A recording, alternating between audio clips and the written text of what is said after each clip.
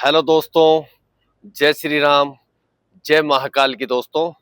आपका मेरे चैनल भारत सच बोलेगा पर स्वागत है। दोस्तों, इस समय वर्ल्ड की राजनीति में इतना उथल पुथल हो रहा है ना, इतना मजा आ रहा है ना। ये दुनिया ना दोस्तों एक शतरंज है, शतरंज। और यहाँ पर जो छोटे देश होते हैं उनको सिर्फ इस्तेमाल किया जाता है, लेकिन इस विश्व की जो बड़ी शक्तियां होती हैं वही खेल को रोचक बनाती हैं। और पूरे विश्व की जो अभी तक दुनिया में दो ही शक्तियां थी, अमेरिका या रूस, इन यही दोनों पावर बैलेंस बनाती थी। उसके बाद चाइना आया, लेकिन चाइना का जो रिकॉर्ड है वो ऐसे समझो जैसे एक धूर्त खिलाड़ी होता है ना, जिसको सिर्फ by hook and by crook जीतना। लेकिन यहाँ पर चाइना ऑपरेशन सिंदूर के बाद चाइना की बिल्कुल भद्द पिट गई, चाइना के हथियारों का बिल्कुल जनाजा निकल गया। और उसी समय पूरी दुनिया में एंट्री होती है भारतीय। ऑपरेशन सिंदूर के बाद जो भारत का कद बढ़ा है दोस्तों, यकीन मानिए मैं कोई बड़ा चढ़ाकर नहीं बता रहा, इस समय दुनिया में सिर्फ हथियारों की चर्चा है तो भारतीय एयर डिफेंस सिस्टम, भारतीय ब्रह्मोस, हमारा आकाश तीर, S-400, सुखोई, MK-30I, राफेल, तेजस MK-1। और इस समय जो पूरी दुनिया का सबसे हॉट टॉपिक बना हुआ है वो है बगराम। बगराम का एयरबेस लेने के लिए आखिर दुनिया में इतनी होड़ क्यों मची हुई है? क्वेश्चन इस बात का है, भाई दुनिया में बिना लालच के कोई काम नहीं करता। और अमेरिका इतना इंटरेस्ट क्यों ले रहा? जो 2021 में अमेरिका बगराम के अंदर आया, जिसने दुनिया का सबसे हाईटेक एयरबेस बनाया, और उसके बाद 2021 में रात में वो छोड़ के भाग गया। तो ऐसा क्या कारण है कि अमेरिका दोबारा उसको लेने के लिए आतुर है? दोस्तों, इसका सबसे बड़ा कारण है अमेरिका सेंट्रल एशिया में अपनी पकड़ बनाना चाहता है। आप जानते हो पूरी दुनिया में अमेरिका के लगभग 300 से 400 एयरबेस है पूरी दुनिया में। वो हथियार सबसे ज्यादा बेचता, तो हथियार कब बिकेंगे भाई? जब लड़ाई होगी, और लड़ाई होगी तो ऑब्जेक्टली उसके हथियार बिकेंगे। तो पूरी दुनिया की राजनीति को कंट्रोल अमेरिका ही करता है, ये एक सत्य है। इसको जितनी जल्दी समझ लोगे आप उतना ही बढ़िया। अमेरिका की जो CIA है वो हर देश में अपना इंटरफेयर करती है। रशिया पहले वाली ताकत रहा नहीं, रशिया कमजोर हो चुका है। लेकिन कहते हैं ना, शेर इतना बुढ़ा नहीं हुआ कि उसका शिकार कुत्ते भी कर ले। तो रशिया उठ के खड़ा हो रहा है, रशिया के टुकड़े करा दिए थे अमेरिका ने 14। आप सब जानते हैं पहले रशिया USSR। तो खैर वीडियो बहुत लंबी हो जाएगी, टॉपिक पे हम आते हैं। तो हमारा जो टॉपिक है वो टॉपिक है बगराम। बगराम में इंडिया ने ऐसा मास्टर स्ट्रोक चला है कि पूरा नाटो, पूरा यूरोप, चाइना, अमेरिका, नल्ला पाकिस्तान सबको हिला के रख दिया। तालिबान की भारत ने बिना किसी लोभ लालच के हमने उसकी हेल्प करी। हम उसको गेहूं भी देते हैं, वहां पे डैम भी बनाया, बहुत चीजें हमने करी। और तालिबान को ये समझ में आ गया कि पाकिस्तान जैसे जिहादी देश की कठपुतली बनने में कोई नहीं फायदा नहीं है, सिर्फ नुकसान के। जिस समय तालिबान 2021 में उसने कंट्रोल किया तो भारत ने वाच किया कि भाई कोई ऐसा तो नहीं हमारी गतिविधि, कोई ये आतंकवादी भारत में भेजे। लेकिन तालिबान समझ गया कि भारत एक ऐसी देश है जो कभी भी किसी को डिस्टर्ब नहीं करता, लेकिन अगर उसको तुम छेड़ोगे तो फिर वो तुम्हें छोड़ेगा नहीं, तुम्हें पाताल तक खोज लेगा। तो यहाँ पे तालिबान ने जब देखा उसकी पूरी दुनिया ने साथ नहीं दिया, खाने के लिए मर रहे हैं वहां, और जिस देश ने 50 साल से लड़ाई लड़ी है तो उसका क्या ही विकास होगा बताइए। भारत ने यहाँ पर अपने हितों को ना सोचते हुए एक मानवता के नाते उनकी हेल्प करी, डैम बनाए और उनकी संसद बनाई, सारी चीजें कभी बाद में इस पे मैं वीडियो बनाऊंगा। फिलहाल टॉपिक पे आते हैं कि तालिबान ने भारत के साथ एक गुप्त मीटिंग करी और बगराम का एक्सेस भारत को दे दिया। यहाँ पर भारत ने अपना S-400 आकाश तीर और C-17 ग्लोब मास्टर, जी हाँ, जिसको चलता फूटता, ये इतना बड़ा जहाज है, इसके अंदर सारा गोला बारूद आ जाता है, जी हाँ। और भारत ने एक्टिव कर दिया यहाँ पर राफेल, जी हाँ, आसमान का बादशाह, सबसे बड़ा शिकारी।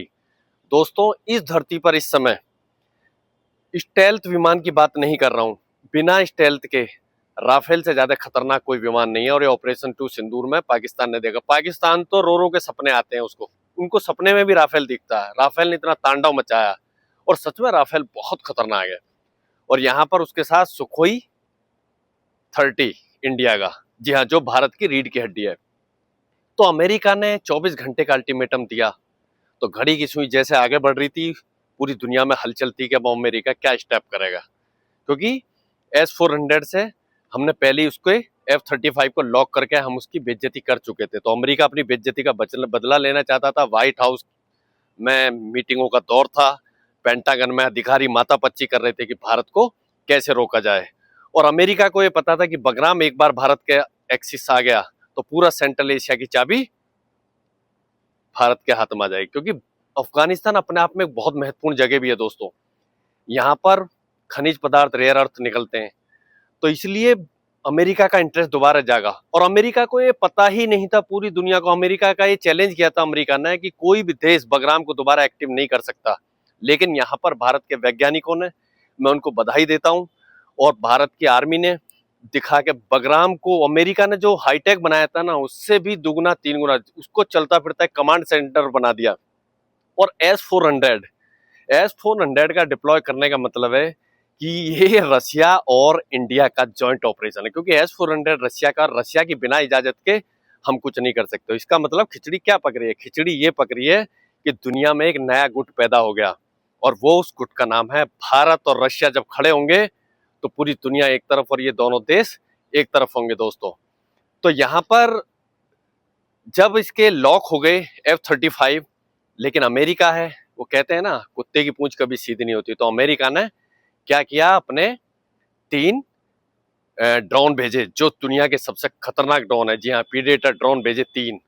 और उसका ये इरादा था कि हम बगराम पर दोबारा एक्सिस ले लेंगे। लेकिन जैसे ही उसके ड्रोन भेजे, यहाँ पर एंट्री होती है बाहुबली की, जी हाँ, रसिया का Su-57, जो स्टेल्थ है।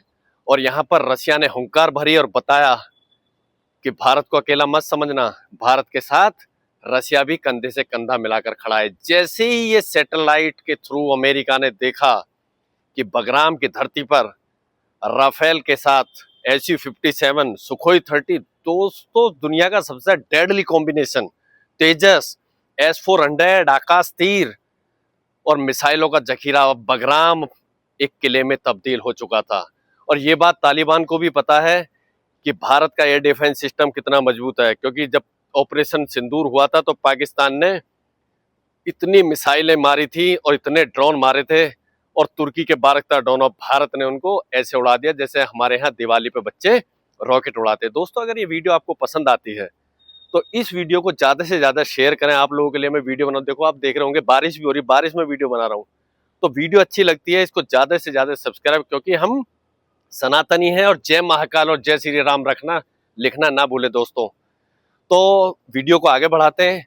तो यहाँ पर 24 घंटे जैसी बीतने लगे, यहाँ पर बगराम में भी इंडिया और रशिया सावधान हो गए। लेकिन जैसे ही 24 घंटे बीते और अफगानिस्तान के आसमान पर अमेरिका के 1 नहीं 2 नहीं 3 ड्रोन आए, उसी समय आसमान में उड़ते हैं राफेल और Su-57। और Su-57 ने दोस्तों और राफेल ने तीनों ड्रोन को जैम कर दिया, लॉक कर दिया, और उनका ये नहीं पता चला वो कौन सी दुनिया में है। वो मर गए, यानी कि उनको उड़ा दिया गया, खत्म कर दिया गया। जैमिंग, ये मैं नहीं कह रहा हूं, मैं पुष्टि नहीं करता हूं, ये आप खुद समझदार हैं, खुद समझ गए।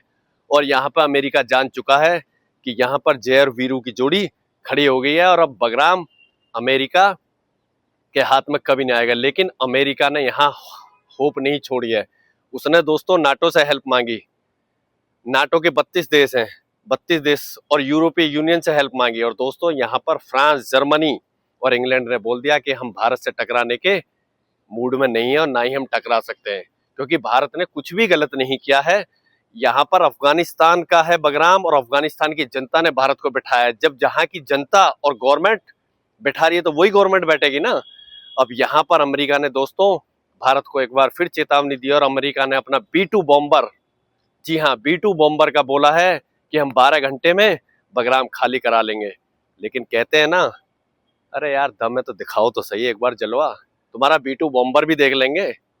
B-2 बॉम्बर तो इतना बड़ा विमान है दोस्तों, उसको तो भारत ट्रैक कर लेगा, और हमारी उसके लिए तो एक ब्रह्मोस ही बहुत है।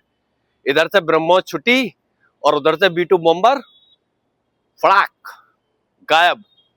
तो यहाँ पर अमेरिका सिर्फ गीदड़ भभकी दे रहा है, और अमेरिका ने 30,000 कमांडो उतारने की भी बात कही है। दोस्तों, अफगानिस्तान की जनता, अफगानिस्तान के लोग 50 साल से लड़ाई लड़ रहे हैं। वो दो विश्व की शक्तियों को धूल चटा चुके हैं, रशिया को और अमेरिका को, और जबरदस्ती उन पर कोई कंट्रोल नहीं कर सकता है। हाँ, अगर उनको कोई कंट्रोल कर सकता है तो दोस्ती में वो झुक जाते हैं, उनको पता है भारत धोखा नहीं देता है। तो यहाँ पर बगराम इस समय पूरी दुनिया के लिए चिंता का विषय बने, क्योंकि ये वेस्टर्न मीडिया कभी नहीं चाहेगा भारत एक सुपर पावर बनाए। लेकिन कहते हैं ना, किसी के कहने से कुछ नहीं होता। भारत ने और रशिया ने मिलकर इसको चलता फिरता कमांड बना दिया और सैटेलाइट से इसको कनेक्ट कर दिया। जी हाँ, अब हम अफगानिस्तान के अंदर एक परिंदा भी पर मारेगा तो वो हिंदुस्तान को पता लग जाएगा, और अमेरिका ने अगर यहाँ गलती करी तो उसकी इतनी बेइज्जती होगी कि उसको पता लग जाएगा कि उसका पाला किससे पड़ा। क्योंकि अभी तक अमेरिका का जिनसे भी झगड़ा हुआ,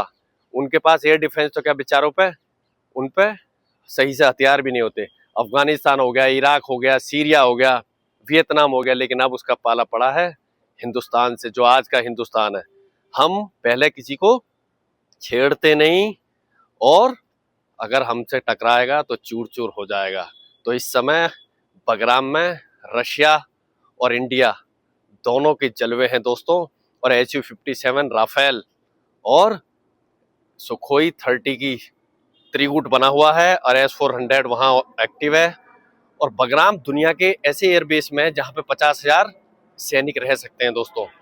तो ये अभी मामला लंबा चलेगा, और मैं बगराम पर निगाह बनाए हुए हूँ। जो भी अपडेट होगा दोस्तों मैं आपको बताता रहूंगा, क्योंकि अमेरिका इतनी आसानी से घुटने टेकेगा नहीं, और भारत वहां से पीछे हटेगा नहीं। और पूरी दुनिया की निगाहें इस समय बगराम पर लगी हुई है कि आने वाले टाइम में क्या होगा। लेकिन मैं आपको विश्वास दिलाता हूँ, यहाँ पे विजयी विश्व तिरंगा प्यारा, यहाँ पे हिंदुस्तान का झंडा गूंजेगा। अगर मेरी बात से आप सहमत हैं दोस्तों, तो जय श्री राम और जय महाकाल।